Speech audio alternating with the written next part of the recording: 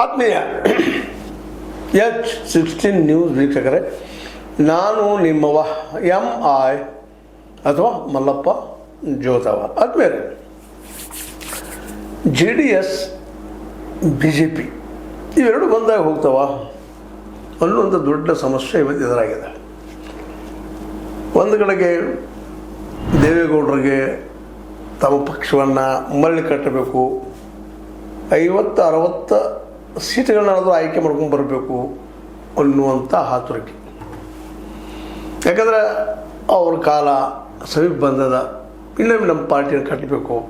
ಸಿದ್ದರಾಮಯ್ಯರಿದ್ದಾಗ ಯಾವ ರೀತಿಯಾಗಿತ್ತು ಆ ರೀತಿಯಾಗಿ 58 ಸೀಟ್ಗಳವರೆಗೆ ತರುವಂಥ ಪ್ರಯತ್ನ ಮಾಡಬೇಕು, ಉತ್ತರ ಕರ್ನಾಟಕ ಕವರೇಜ್ ಮಾಡಬೇಕು ಅನ್ನುವಂಥ ವಿಚಾರ ಮಾಡ್ತಾ ಇದ್ದಾರೆ. ಅದು HDK ಅವ್ರ ಕಡೆಯಿಂದ, ನಿಖಿಲ್ ಅವ್ರ ಕಡೆಯಿಂದ ಕೆಲಸಗಳನ್ನು ಮಾಡಿಸ್ತಾ ಇದ್ದಾರೆ.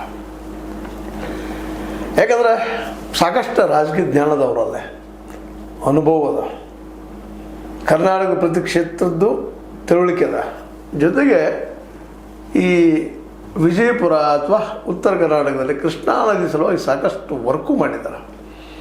ನೀರಾವರಿ ಮಿನಿಸ್ಟರ್ ಇದ್ದಾಗ, ಸ್ವತಃ ಮುಖ್ಯಮಂತ್ರಿ ಇದ್ದಾಗ ಈ ಕೃಷ್ಣಾ ನದಿಯ ಒಂದು ಏನು ಪ್ರಾಜೆಕ್ಟ್ ಅದ ಅದರ ಒಂದು ಹಂತದಲ್ಲಿ ತಂದು ನಿಲ್ಲಿಸಿದ್ದಾರೆ.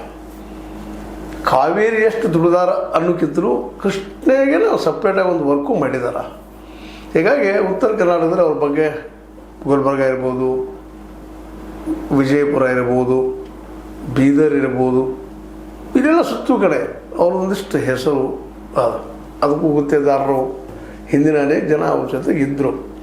ಮುಂದಿದ್ದ ಕೆಳಗೆ ಬಂದರೆ ಇಲ್ಲೇ AP ಪಾಟೀಲರು, ಜೊತೆಗೆ ಈ ನಮ್ಮ ರಮೇಶ್ ಕತ್ತಿಯವರ, ಉಮೇಶ್ ಕತ್ತಿಯವರು, ಅನೇಕರು ಒಳ್ಳೆಯ ನಾಯಕರು ನಮ್ಮ ದೇವೇಗೌಡರ ಜೊತೆ ಗುರುತಿಸ್ಕೊಂಡಿದ್ರು. ಅವತ್ತು ರಾಮಕೃಷ್ಣ ಹೆಗಡೆಯವರು ಇದ್ದರು, ಜಯಂತ್ ಪಟೇಲರು ಇದ್ದರು, ರಾಷ್ಟ್ರ ಮಟ್ಟದ ಚಂದ್ರಶೇಖರ್ ಅವರು ಇದ್ದರು, ಮೊರಾರ್ಜಿ ದೇಸಾಯಿ ಅವರಂಥವ್ರ ಜೊತೆಗಿದ್ದರು. ಹೀಗಾಗಿ ದೇವೇಗೌಡರ ಒಂದು ವ್ಯಕ್ತಿತ್ವ ಸಹಜವಾಗಿ ರಾಷ್ಟ್ರೀಯ ಮಟ್ಟಕ್ಕೆ ಹೋಗಿತ್ತು.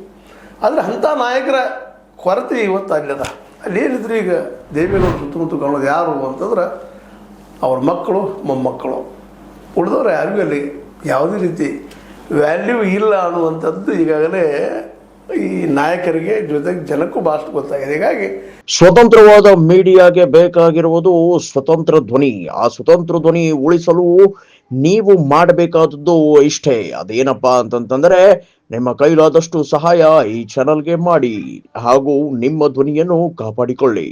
ಈ ಸಲ 19 ಬಂದು ನಿಂತದ್ದು, ಅದು ಏನಾದ್ರು ಮಾಡಲಿ, ಉನ್ನತೀಕರಣ ಮಾಡ್ಕೋಬೇಕು ಅನ್ನುವಂಥದ್ದು ನಮ್ಮ ದೇವೇಗೌಡರು ಮತ್ತು ಕುಮಾರಸ್ವಾಮಿಗಳದು ಅಭಿಪ್ರಾಯ, ಕನಸು. ಅದು ಆಗ್ತದನ.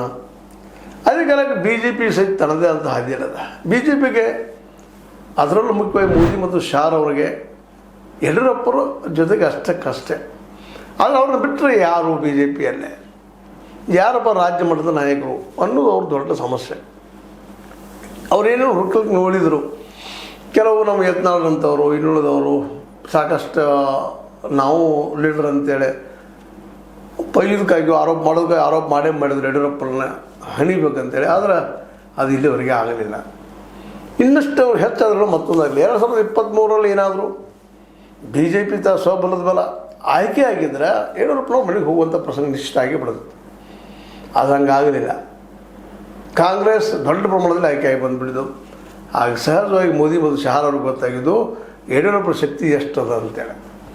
ಹೀಗಾಗಿ ಇವತ್ತು ಯಡಿಯೂರಪ್ಪನವರು ಆ ಘಟನೆಯಿಂದ, ನಂತರದ ಡೆವಲಪ್ಮೆಂಟ್ಗಳಿಂದ, ಜೊತೆಗೆ ತನ್ನ ನಂತರ ತನ್ನ ಮಗನ ತರಬೇಕು ಅನ್ನೋದು ಯಾರಿಗಾದ್ರೂ ಇವತ್ತೆಲ್ಲ ಕಾಮನ್ ಆಗಿಬಿಟ್ಟದೆ. ಈಗ ನನ್ನ ನಂತರ ನನ್ನ ಮಗ ಬರಲಿ, ತಮ್ಮ ಬರಲಿ, ಮತ್ತಾರು ಬರಲಿ, ನನ್ನ ನಂತರ ಅವರು ಬರಲಿ, ನಮ್ಮ ಮನೆಯವ್ರು ಬರಲಿ, ನಮ್ಮ ಸಂಬಂಧಿಕರು ಬರಲಿ, ನೆಪೋಟಿಸಮ್ ಎಲ್ಲ ಕುಟುಂಬಗಳಲ್ಲೂ ಆಗಿಬಿಟ್ಟದು.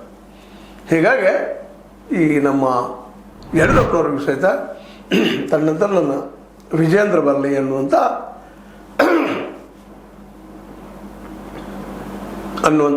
ಪ್ರಬಲ ಆಕಾಂಕ್ಷೆ. ಇದು ಈಡೇರುತ್ತೋ ಇಲ್ಲವೋ ಗೊತ್ತಿಲ್ಲ. ಆದರೆ ಅವ್ರ ಬಾಡಿ ಲ್ಯಾಂಗ್ವೇಜ್ ನೋಡಿದಾಗ ಪಕ್ಷದಲ್ಲಿ ಅದು ಪಕ್ಷದ ಮೇಲೆ ತಮ್ಮ ಹಿಡಿತವನ್ನು ಸಾಧಿಸಿದಾರೆ ಅನ್ನೋದು ಫಿಕ್ಸ್ ಆಗ್ತಾ ಇದೆ ನನ್ನದು. ಯಾಕಂದರೆ ಅವ್ರ ವಿರೋಧಿಗಳಲ್ಲಿ ಮುಖ್ಯವಾಗಿದ್ದಂಥವ್ರಪ್ಪ ಯತ್ನಾಳ್. ಅವರನ್ನು ಪಕ್ಷದ ಹೊರಗೆ ಹಾಕುವಲ್ಲಿ ತಂದವರು ಅವರ ಪಕ್ಷಕ್ಕೆ ತಾಳ್ರ ಅವ್ರು ಯಾವ ರೀತಿಯಾಗಿ ಬೆಳೆದು ನಿಂತಾರಪ್ಪ ಅದ್ರಲ್ಲಿ ತೆಗೆದು ಹಾಕ್ಲಿಕ್ಕೆ ಸಾಧ್ಯ ಇಲ್ಲ ಏನೋ ಅಂತೇಳಿ. ಆದರೆ ಕೊನೆಗೆ ಏನಾಯ್ತಪ್ಪ ಅವ್ರ ಪರಿಸ್ಥಿತಿ ಅಂತಂದ್ರೆ ಇತಿಹಾಸದಲ್ಲಿ ಬರುತ್ತಿರುವಂಥ ಒಂದು ಕಥೆ ಬರೋದು ಕೃಷ್ಣನ ಸಮಯದಲ್ಲೇ 100 ತಪ್ಪುಗಳನ್ನ ಮಾಡಿದ ಮೇಲೆ ಶಿಶುಪಾಲ ಇಲ್ಲ ಅದ ಅಂತ 100 ತಪ್ಪಾಗುವವರೆಗೆ ಸುಮ್ಮನಿದ್ದಂಥ ಕೃಷ್ಣ 100 ಆದ ತಕ್ಷಣ ಏನು ಮಾಡಿದ ನಿಮ್ಗೆ ಗೊತ್ತು ಇತಿಹಾಸದಲ್ಲಿ. ಹಾಗೆ ಇವತ್ತು ಟೀಕಾ ಮಾಡಿ ಮಾಡಿ ಮಾಡಿ ಹೈಕಮಾಂಡ್ ಹೇಳ್ತೀವ್ರಿ, ಬ್ಯಾಡ್ರಿ ಬಂದ್ ಮಾಡಿರಿ, ನಿಮ್ಮ ಟೀಕಾ ಬೇಡ ಅಂತ ಸಾಕಷ್ಟು ನೋಟಿಸು ಕೊಡಿ, ಯಾವುದಕ್ಕೂ ದಾದ ಮಾಡಲೇ ಇಲ್ಲ. ಅದ್ರ ಒಟ್ಟು ಪರಿಣಾಮ ಕೊನೆಗೆ ಹೊರಗೆ ಹೋಗುವಂಥ ಪ್ರಸಂಗ ಬಂತು. KS ಈಶ್ವರಪ್ಪ ಪರಿಸ್ಥಿತಿ ಅದಾಯಿತು. ಈಗೇನೋ JCB ಮಾಡ್ತೀವಿ, ಅದನ್ನು ಮಾಡ್ತೀವಿ, ಇದನ್ನು ಮಾಡ್ತೀವಿ ಹೇಳ್ತಾರೆ. ಅದೆಲ್ಲ ರಾಜ್ಯ ಮಟ್ಟದಲ್ಲಿ ಸಾಧ್ಯನಾ ಅನ್ನುವಂಥ ದೊಡ್ಡ ಪ್ರಶ್ನೆ ಅದ. ಮತ್ತು ಹೈಕಮಾಂಡ್ಗೆ ಗೊತ್ತದ ಅದು ಸಾಧ್ಯ ಅಂತೇಳಿ. ಹೀಗಾಗಿ ಅವ್ರನ್ನ ಬದಿಗೆ ಸೇರಿಸದ. ಇವತ್ತು ಯಡಿಯೂರಪ್ಪ ಕೈಯಲ್ಲಿನ ಇಡೀ ವ್ಯವಸ್ಥೆಯನ್ನು ಕೊಟ್ಟಿದ್ದಾರೆ, BJP ವ್ಯವಸ್ಥೆನ ನೀವು ಗೆಲ್ಲಿಸ್ರಪ್ಪ ಅನ್ನುವಂಥ ಮತ್ತು ಇದು ಚಾಲೆಂಜ್ ಆಗಿದೆ ಇವತ್ತು ಯಡಿಯೂರಪ್ಪ ಅವ್ರಿಗೆ. ಯಾಕಂದರೆ BJPಗೆ ಬೇರೆ ಹಾದಿಲ್ಲ, ಇನ್ಯಾರು ನಾಯಕರಿಲ್ಲಲ್ಲೇ. ಯಾಕಂದ್ರೆ ಇದ್ದ ಅನಂತಕುಮಾರ್ ಹೋಗಿಬಿಟ್ಟಿದ್ದಾರೆ, B ಶಿವಪ್ಪ ಅಂತಿದ್ರು, ಅವರು ಹೋಗಿಬಿಟ್ಟಿದ್ದಾರೆ, ಚಲೋ ಒಳ್ಳೆ ನಾಯಕರು. ಮತ್ತು AK ಸುಬ್ಬಯ್ಯ ಹೆಸರು ಕೇಳ್ಬೋದು ನೀವು, ಅವರು ಮೂಲತಃ ಕಟ್ಟುವಲ್ಲಿ ಪ್ರಮುಖ ಪಾತ್ರ ವಹಿಸಿದಂಥವರು, ಶಿವಪ್ಪನಂಥವರು ಅನೇಕರು ನಾಯಕರು ಬಂದು ಕಟ್ಟಿದ್ರು ಇದನ್ನು. ಆದರೆ ಅವರೆಲ್ಲರಿಗೂ ಹೆಚ್ಚಿಗೆ ಒಂದು ಕನ್ಸ್ಟ್ರಕ್ಟಿವ್ ಆಗಿ ಇವ್ರದ್ದು ಲಿಂಗಾಯತ ಅನ್ನುವಂಥ ಒಂದು ಲಾಬಿ ಇರೋದ್ರಿಂದಾಗ ಯಡಿಯೂರಪ್ಪನವರು ಸ್ವಾವಲಂಬ ಆಗದೆ ಹೋಗಿರ್ಬೋದು. ಬಟ್ ಈ ಒಂದು ಕಮಲ ಆಪರೇಷನ್ದಿಂದ ಸರ್ಕಾರ ರಚನೆ ಮಾಡಿದರು. ಮಾಡಿ ಸರ್ಕಾರ ದಕ್ಷಿಣ ಭಾರತದಲ್ಲಿ BJP ಸರ್ಕಾರ ನಿಲ್ಲುವಂಗೆ ಮಾಡಿದರು. ಹೀಗಾಗಿ ಅದರ ಜೊತೆಗೆ 2023 ಆ್ಯಕ್ಚುಲಿ BJP ಸೋಲೋದ ಕಾರಣ ಯಡಿಯೂರಪ್ಪನವ್ರನ್ನ ದೂರ ಸರಿಸಿದ್ದೇನೆ ಅನ್ನೋದು ಇವತ್ತು ಫಿಕ್ಸ್ ಆಗಿಬಿಟ್ಟದ. ಹೀಗೆ ಅವ್ರ ಕೈಯಲ್ಲಿ ಕೊಟ್ಟಿದ್ದಾರೆ. ಈಗಂತ ಮತ್ತು B ಸೋಮಣ್ಣನ ಮಾಡ್ಬೋದೇನೋ ರಾಜ್ಯಾಧ್ಯಕ್ಷ ಅಂತೇನೋ ಇದ್ದು ಹವಾಗಳು ಇದ್ದು. ಆದರೆ B ಸೋಮಣ್ಣ ಸ್ವತಃ ತಿಳ್ಕೊಂಡು ಹಿಂದೆ ಸರಿದ್ಬಿಟ್ರು, ಬೇಡಪ್ಪ ಇವರು ಸಾಬರಿ ಅಂತೇಳಿ. ಯಾಕಂದ್ರೆ V ಸೋಮಣ್ಣಗ ಕರ್ನಾಟಕ ಮಟ್ಟದ ಲಿಂಗಾಯತದ ಲೀಡರ್ ಅನ್ನುವಂತಹ ಒಂದು ರೆಪ್ಯುಟೇಷನ್ ಇಲ್ಲ. V ಸೋಮಣ್ಣ ಒಳ್ಳೆಯವರು ಇರ್ಬೋದು, ಮತ್ತೇನಿರ್ಬೋದು, ಆದರೂ ಬೆಂಗಳೂರು ಸುತ್ತಮುತ್ತ ಅಷ್ಟೇ. ಉತ್ತರ ಕನ್ನಡಕ್ಕೆ ಬಂದಾಗ ಮತ್ತು ಬರೋದು ಯಾರ್ದು ಯಡಿಯೂರಪ್ಪನವರು. ಹೀಗಾಗಿ ಎರಡೂ ಕಡೆ ಏನಾಗಿಬಿಟ್ಟದಪ್ಪ ಅಂದ್ರೆ ಮತ್ತು JDS ಮತ್ತು BJP ಹೊಂದಾಣಿಕೆ ಆಗೋದಿಲ್ಲ ಅಂತಲ್ಲ ಈಗಾಗಲೇ. ಅದು ಇಬ್ಬರಲ್ಲೂ ಈಗ ಏನು ಮೂಡಿದಪ್ಪ ಅಂತಂದ್ರೆ 2028 ನಾವು ಗೆಲ್ಲೋ ಸಾಧ್ಯತೆಗಳಿದ್ದಾವೆ. ನಮ್ಮವರ ಮುಖ್ಯಮಂತ್ರಿ ಆಗ್ಬೇಕಂತೇಳಿ ಒಂದು ಕಡೆ HDK ನಾನಾ ಆಗ್ಬೇಕಂತೇಳಿ, ಇನ್ನೊಂದು ಕಡೆ ವಿಜೇಂದ್ರನ ಮಾಡ್ಬೇಕಂತ ಯಡಿಯೂರಪ್ಪನವ್ರು. ಈ ಕಾರಣದಿಂದ ಇವ್ರೊಳಗೆ ಹೊಂದಾಣಿಕೆ ಆಗ್ತದನಾ ಅನ್ನುವಂಥ. ಹೀಗಾಗಿ ಯಡಿಯೂರಪ್ಪನವ್ರು ಹೇಳಿದ್ರು, ನಾವು ಸ್ವಂತ ಬಲದಲ್ಲಿ ಆಯ್ಕೆ ಆಗ್ತೀವಿ, ಯಾರು ಬೇಕಾಗಿಲ್ಲ ಅಂತೇಳಿ. ಆದರೆ ಅಷ್ಟು ಧೈರ್ಯ ಹೈಕಮಾಂಡಿಗೆ ಇಲ್ಲ ಅಂತ ಅನಿಸ್ತದೆ. ಯಾಕಂದ್ರೆ ಈಗಾಗಲೇ ನಮ್ಮ HD ಕುಮಾರಸ್ವಾಮಿಗಳು ಓಟವನ್ನು ನೋಡಿದರೆ, ಮತ್ತು ಅದರಲ್ಲೂ ಇವತ್ತು ಇನ್ನೊಂದು ಭಾಳ ಪ್ರಮುಖವಾಗಿ ಇಲ್ಲಿ ಗಮನಿಸ್ಬೇಕಾದೇನಪ್ಪ ಅಂದರೆ ಸಿದ್ದರಾಮಯ್ಯನವರು OBC ಹಿನ್ನೆಲೆಯಲ್ಲೇ 5 ಸಂಘಟನೆ ಮಾಡಿದ್ದಾರೆ. 5 ಸಂಘಟನೆಯಿಂದ ಇವತ್ತೊಂದು ರಿಸರ್ವೇಷನ್ ಸಹಿತ ಮಾಡೋ ಸಲುವಾಗಿ ಸರ್ವೇನೂ ಮಾಡಿಸಿದ್ದಾರೆ. ಹೀಗಾಗಿ ಇವರಿಬ್ಬರಿಗಿಂತ ಎತ್ತರಕ್ಕೆ ಬೀಳುವಂಥ ವ್ಯಕ್ತಿ ಆಗಿಬಿಟ್ಟಿದ್ದಾರೆ ಇವತ್ತು. ಆ 5 ಮತಗಳು ನಮಗೆ ಬರಲಿಕ್ಕಿಲ್ಲ ಅನ್ನೋಂಥ ಭಾವ ಮೋದಿ ಮತ್ತು ಶಾರಲ್ಲಿ ಇರೋದ್ರಿಂದಾಗೆ ಅವರು ಲಿಂಗಾಯತ್ ಮತ್ತು ಒಕ್ಕಲಾಗಿ ಕೂಡಿಸಿ ಅಧಿಕಾರಕ್ಕೆ ಬರಬೇಕು. ಈಗಾಗಲೇ ಒಂದು ಮಾತನ್ನು HDK ಅವರು ಹೇಳಿದ್ದಾರೆ, ಒಂದು ಕಡೆ ನಮ್ಮ ವಿಜೇಂದ್ರ ಅವರು ಹೇಳಿದ್ದಾರೆ, ಯಾರೂ ಹೆಚ್ಚಾಗ್ತಾವ 113 ಅವರು ಮುಖ್ಯಮಂತ್ರಿ ಅನ್ನುವಂಗೆ ಮಾತಾಡಿದ್ದಾರೆ. ಅಂದ್ರೆ BJP ಹೆಚ್ಚಾಗ್ತದೆ, ನಮ್ದು ಆಗ್ಬೋದು ಅಂತೇಳಿ, ಇಲ್ಲ JDS ಹೆಚ್ಚಾಗ್ತದೆ, ನಮ್ದು ಆಗ್ತದೆ ಅನ್ನುವಂಥ ಏನೋ ಒಂದು ಪ್ಲ್ಯಾನ್ ಮಾಡ್ತಿದ್ದಾರೆ. ಇದು ಯಶಸ್ವಿ ಆಗ್ತದೆ ಅಂತ. ಯಾಕಂದರೆ ಒಂದೇ ತಕ್ಕಡಿಲಿ ಇಬ್ಬರು ಕೊಡ್ತಾರ, 2 ಕಾಪಿಗಳು ಕೊಡ್ತಾವ, ಅಥವಾ ಇಬ್ಬರು ಭಿನ್ನ ಮತ ಇದ್ದಂಥ ಜನ ಭಿನ್ನ ಜನ ಕೂಡ್ಕೊಂಡು ಮುಂದೆ ಹೋಗ್ತಾರ ಅನ್ನುವಂಥದ್ದು. ಈ ದಿಶೆಯಲ್ಲಿ ಮೋಸ್ಟ್ಲಿ ಒಂದಾಗಲಿಕ್ಕಿಲ್ಲ ಅನ್ನೋ ಮಾತುಗಳು ಕೇಳಿ ಬರ್ತಾ ಇದ್ದಾವೆ. ಆದರೂ ರಾಜಕೀಯದಲ್ಲಿ ಯಾವಾಗ ಹೊಂದಾಣಿಕೆ ಆಗ್ತದೆ ಏನೋ ಗೊತ್ತಿಲ್ಲ. ಅದು ಒಂದು ಮಾತನ್ನು ಇವತ್ತು ಯಡಿಯೂರಪ್ಪನವ್ರು ಹೇಳ್ತಾ ಇದ್ದಾರೆ, ಭ್ರಷ್ಟ ಸರ್ಕಾರ ಮೊದಲು ಕಿತ್ತಾಕೋನು ಅಂತ ಅವರು ಹೇಳ್ತಾ ಇದ್ದಾರೆ. ಕುಮಾರಸ್ವಾಮಿಗಳು ಹೇಳ್ತಾ ಇದ್ದಾರೆ, ಭ್ರಷ್ಟ ಸರ್ಕಾರ ಕಿತ್ತಾಕೊಳ್ತಾರೆ. ಕಾಂಗ್ರೆಸ್ ಮೇಲೆ ಇಬ್ಬರೂ ದಾಳಿ ಮಾಡ್ತಾ ಇದ್ದಾರೆ. 2028 ಏನಾಗ್ತದೆ ಗೊತ್ತಿಲ್ಲ.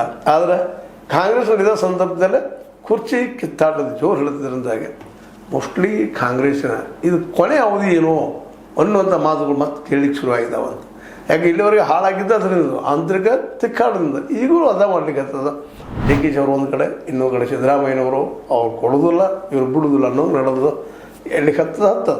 ಆದರೆ ಇವ್ರ ಮಧ್ಯದಲ್ಲೇ ಇಲ್ಲಿ ಹೊಂದಾಣಿಕೆ ಆಗ್ತದನ. ಯಾಕಂದ್ರೆ ಸ್ವತಃ BJPಯಲ್ಲೇ ಹೊಂದಾಣಿಕೆ ಇಲ್ಲ, ಅಲ್ಲಿ ಡಿಫ್ರೆನ್ಸ್ ಆಫ್ ಒಪಿನಿಯನ್ ಅದಾವ. ಅದೇ ಕಾರಣಕ್ಕೆ ನಮ್ಮ JDS ಪ್ರಶ್ನೆ ಇಲ್ಲ ಅಲ್ಲೇ. ಯಾಕಂದರೆ ಅವರ ಮನೆಗೆ ಬಂದು ಅವರ ಆಗವ್ರ ಮನೆಯ ಒಂದು ಪಕ್ಷ ಅದ.